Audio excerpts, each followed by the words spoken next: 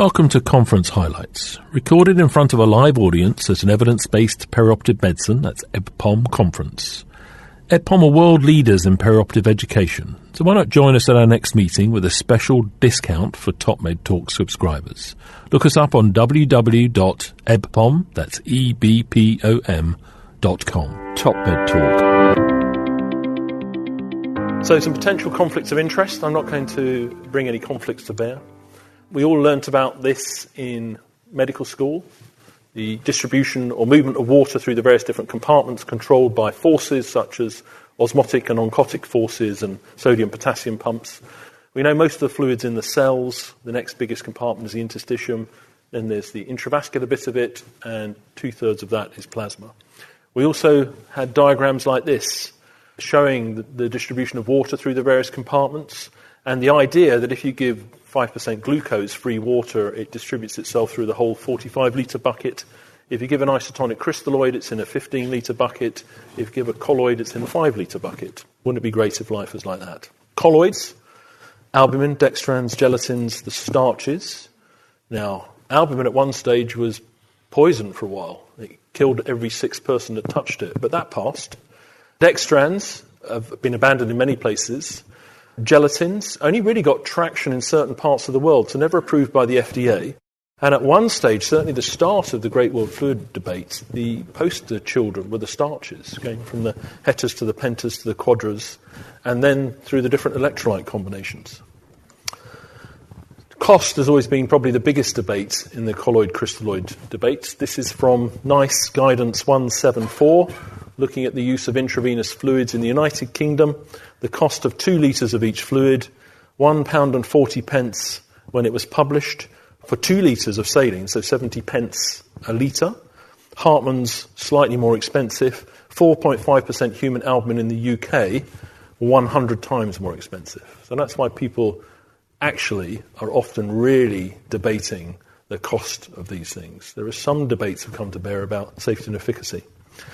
We know the textbook explanation, that if you put a crystalloid in the intravascular space, it leaks beyond the vascular endothelium, and therefore it is edemogenic by definition, expanding both spaces. And we had a 2-day roundtable with alleged world experts recently. You can listen to some of it on Top Med Talk, and apparently that remains true. So even in some of the critical care trials, you do end up giving not 3 or 4 or 5 times as much crystalloid, but about 1.5 to 2 times as much to achieve the same effect. So that remains the truth about the argument. Colloids, the idea was albumin-like, perhaps superalbumin, put them in the intravascular space, they stay there, they only expand that. Wouldn't that be lovely if that's what really happened? Now along come the big critical care trials, really spurned on by the albumin versus saline trials, suggesting that there was no difference in outcome. 7,000 patients, Australia and New Zealand, with subsets suggesting that perhaps there were differences. So more mortality in blunt trauma with head injuries, for example, if you received albumin. So albumin potentially associated with worse outcome, but no clear advantage of the colloid versus the crystalloid. Then other trials switching over to look at the starches, suggesting that actually outcome worse in starches and critical illness, in particular an impact on acute kidney injury. Now if you look at the literature around that time that resulted in people getting very excited about starches being potentially dangerous, the 3 major meta-analyses are starch severe sepsis, starch critically ill, starch severe sepsis. The other thing that comes along is the glycocalyx. So challenging Starling's original forces based on the discovery in the last decade or so of a peptidoglycan lining of the vessels that traps the albumin or other colloid molecules and actually forms this gelatinous layer. So it's where the colloids or the albumin lives and produces this difference between the inside and outside spaces. That all seems to make sense. But in sepsis or blunt trauma or following induction of anaesthesia or getting a bad cold or surgeon putting knife to skin, it gets damaged and goes down. It's not fatal. It just means that the transcapillary escape rates are now different and colloids are now much less likely to work like colloids. Everything that comes along as recognised is in healthy volunteers, a colloid behaves like a textbook colloid. If you bleed a litre of blood, for example, and then you replace it with a litre of colloid, you need 3 to 5 times as much crystalloid to do the same job, providing you're treating central hypovolemia. So a colloid seems to behave like a colloid if your vascular endothelium is intact, if your glycocalyx is intact, and if you're truly hypovolemic.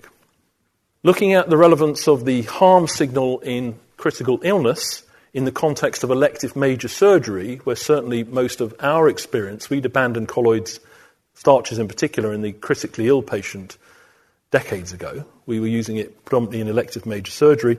When we looked closely at the literature that was available there, we could find no suggestion of harm, possible benefit with colloids, but our conclusion was that those small trials, narrow confidence intervals, it's probably right, but given the absence of demonstrable benefit, we were unable to recommend the use of starch in surgical patients. Now, interesting reaction, my starch-hating friends rang me up and said, well done, you've seen the light, we've told you. My starch-loving friends said, what have you done? You've left the side down. You just said that it looked like there was a possible benefit there. And I said, well, that's just an evidence-based recommendation.